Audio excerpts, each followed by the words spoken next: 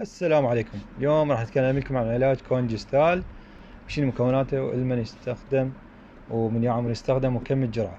طبعا هذا العلاج يستخدم بعلاج مشاكل الانفلونزا والحساسية والعطاس والرشح والسخونة والصداع والاحتقان الجيوب الأنفية والقحة أو السعال.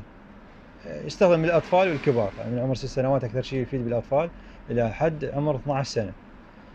ورا 12 سنة تقدر تستخدم حبوب، موجود حبوب هم من كونجستال. هذا العلاج جدا فعال وممتاز. مكوناته هي 4 مكونات. المكون الأول البراستول اللي هو يفيد للصداع والسخونة أو الحرارة. المكون الثاني اللي يستخدم للاحتقان. المكون الثالث للعطاس والحساسية. المكون الرابع للقحة أو السعال. استخدامه 3 مرات باليوم بعد الأكل 5 سي. وإذا مثل عمر كبير مثل حتى لو 3 مرات باليوم عادي، هو حتى لو عمر 6 سنوات ماكو مشكلة.